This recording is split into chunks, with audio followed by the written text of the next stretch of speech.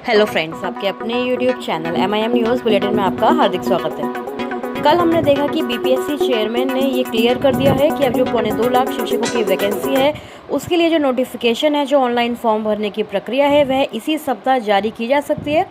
साथ ही उन्होंने कहा कि परीक्षा जो है 2-3 महीने, यानी कि आज के अखबारों ने प्रकाशित कर दिया कि अगस्त के अंत में यह परीक्षा होने वाली है। और अलग अलग जो डेट्स हैं, अलग अलग जो तिथियां रखी गई हैं किसके लिए, प्रारंभिक, माध्यमिक और उच्च माध्यमिक शिक्षकों के लिए ये भी है यहाँ पर। क्योंकि आप लोग जानते हैं कि बीटेट, सीटेट और STET अभ्यर्थी बहुत सारे ऐसे हैं जो तीनों ही जगह पास हैं, चाहे वे बीटेट, सीटेट हो या फिर STET पेपर 1 और पेपर 2 हो। तो इसके लिए अलग अलग तिथि को ये परीक्षा रखी जाएगी ताकि आप लोग सभी जगह जो है अपना अप्लाई भी कर सकें और उसका जो एग्ज़ाम है उसमें भी अच्छी तरह से आप उसमें शामिल हो सकें।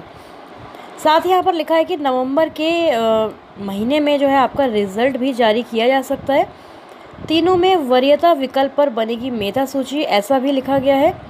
तो यानी कि सारी तैयारी जो है शिक्षक भर्ती परीक्षा के लिए कर ली गई है। सिलेबस का हालांकि विरोध किया जा रहा है चारों तरफ, नेगेटिव मार्किंग को लेकर ट्विटर कैंपेनिंग भी चलाई गई, लेकिन फिर भी जो BPSC है वह अधियाचना जो भेजी गई है शिक्षा विभाग से उसके अनुसार काम कर रही है। अगस्त में संभव है परीक्षा, अगस्त के लास्ट में आप समझ सकते हैं कि, या फिर सितंबर तक भी हो सकता है कि चली जाए किसी कारण से। लेकिन BPSC यानी कि बिहार लोक सेवा आयोग ने नियुक्ति की जो प्रक्रिया है उसके लिए आवेदन इसी सप्ताह शुरू करने का जो है प्लान बनाया हुआ है और इसमें अप्लाई करने के लिए कम से कम 1 महीने का समय मिलेगा। परीक्षा अगस्त में संभावित है। रिज़ल्ट जो है आपका नवंबर के महीने में जारी किया जा सकता है।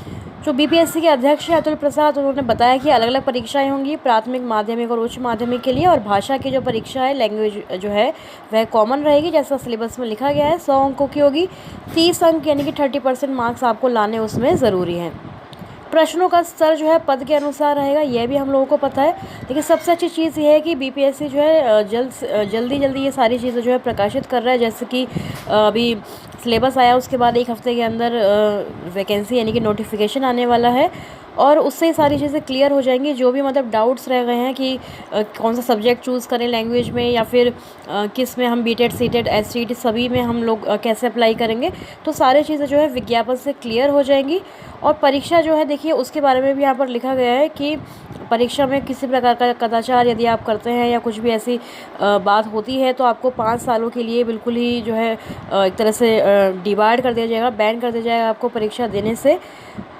तो सारी जो अच्छी खबरें हैं खासकर STET अभ्यर्थियों के लिए हर तरफ से आने लगी हैं। 4 दिनों की होगी परीक्षा, ऐसा भी अखबारों ने प्रकाशित किया है। 3 अलग अलग परीक्षा में हम भाग ले सकते हैं और 4 दिनों की यह परीक्षा होगी। BPSC अध्यक्ष ने कहा कि अगस्त माह में परीक्षा हो सकती है। परीक्षा 4 दिनों की होगी, जबकि प्रश्न पत्र जो है बाईलिंगुअल रखा जाएगा, यानी कि इंग्लिश और हिंदी मीडियम दोनों ही होंगे। इसके लिए कट ऑफ सरकार द्वारा पूर्व में निर्धारित है। जो सामान्य प्रशासन विभाग द्वारा कट ऑफ बताई गई है सिलेबस के साथ, वही कट ऑफ यहाँ पर बात की जा रही है। परीक्षार्थियों को आंसर की दी जाएगी, जबकि OMR शीट वेबसाइट पर रहेगी। OMR शीट का मतलब है कि परीक्षा ऑफलाइन मोड में हम लोगों की होने वाली है। उन्होंने बताया कि परीक्षा में पारदर्शिता तो होगी ही, कड़ाई भी साथ साथ रहेगी, यानी कि स्ट्रिक्टनेस रहेगी। प्रश्न पत्र अभ्यर्थियों के सामने खोले जाएंगे, 1 घंटे पहले ही हमें सेंटर पर पहुंचना होगा, यानी कि सारे इंस्ट्रक्शंस जो हैं आज के अखबार में आपको देखने को मिलेंगे। आवेदन को बायोमेट्रिक लिया जा सकता है, यानी कि हमें बायोमेट्रिक अटेंडेंस वहाँ पर देनी होगी। साथ ही कोई भी अगर गलती होती है तो 5 साल तक हम पर प्रतिबंध भी लगाया जा सकता है। सारी व्यवस्था जो है एक तरह से BPSC कर रहा है। जैसे हम लोग जानते हैं कि BPSC में कितनी कड़ी सुरक्षा होती है, उसी हिसाब से सारा ये जो एग्ज़ाम की जो फुल प्रूफ प्लानिंग है वह BPSC ने कर ली है। OMR शीट का जो है यानी कि ऑफलाइन मोड में परीक्षा होनी है, लेकिन जो आवेदन पड़ेंगे वह ऑनलाइन मोड में 1 हफ्ते के अंदर ये वैकेंसी आपकी जारी हो सकती है। पॉसिबल है कि इसी वीक में भी आपको नोटिफिकेशन देखने को मिल जाए।